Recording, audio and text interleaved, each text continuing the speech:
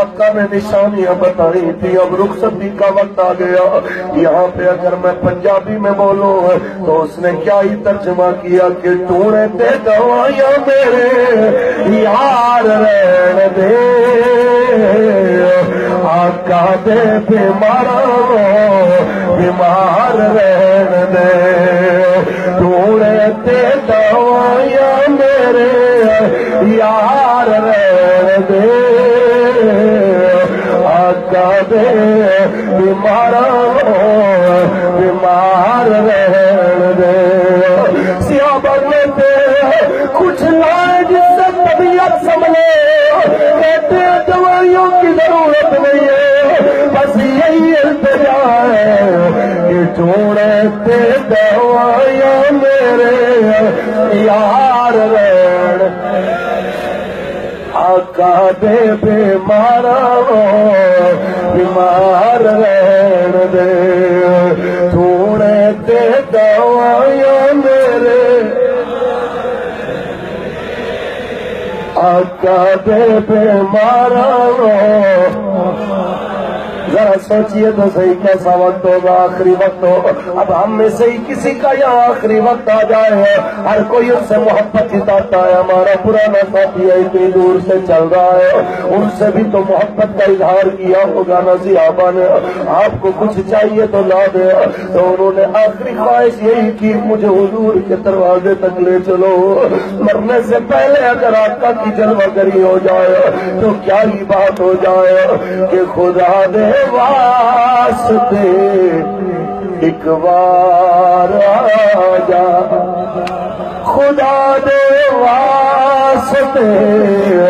ایک بار آ جا، تر چلے آ تیرا بیمار آ جا، تر چلے آ تیرا بیمار آ جا، باقی تم دوائیاں نہ دینا، باقی تم نسخے نہ دینا، مجھے ان کی محبت میں یہی تڑپنے دو۔ انہوں نے جو فرمایا ہے میری جان بخار سے نکلے گی، تو پھر جسے درد کا مزہ وہ ناز دوا اٹھائے کیوں، عقل کے دل کو دے خدا تیری گلی سے جائے کیوں، کس لیے دوائیوں کے ناز اٹھائے، چھوڑ دو دوائیوں کی بات نہ کرو، کیونکہ ٹوڑے تے دوائیاں میرے یار رہے۔ اب سارے میرے ساتھ مل کے پڑھیں گے، یہ ٹوڑے تے دوائیاں میرے یار رہے، آقا دے بیمار رہن دے۔ جناب اعلیٰ ایسے لمحات میں روح پرواز کر جاتی ہے، میرے کریم کا فرماتے ہیں حضرت بلال بن حارث کو چاہے آپ اس کی قبر تیار کریں،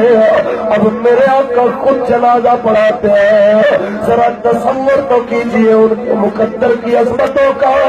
جس وقت ان کا جنازہ لے کے آتے ہیں ابھی قبر پوری تیار نہیں ہوتی، وہاں آپ کے مقدر پہ قربان جناب عبداللہ کیسے نصیب آپ کے، حضور نے فرمایا آپ سارے باہر آ جائیں، ان کی قبر بھی میں خود بناؤں گا۔ ایسے میں حضور تشریف لاتے ہیں اور جناب اعلیٰ جب قبر سے مٹی اٹھا کے باہر پھینکتے ہیں، ہر باری حضور کے لبوں پہ ایک جملہ ہوتا ہے، یا اللہ اس سے میں بھی راضی ہوں تو بھی راضی ہو جا، یا اللہ اس سے میں بھی راضی ہوں تو بھی راضی ہو جا۔ جب 3 بار یہ جملہ بولا تو اس وقت حضرت عبداللہ ابن مسعود رو پڑے،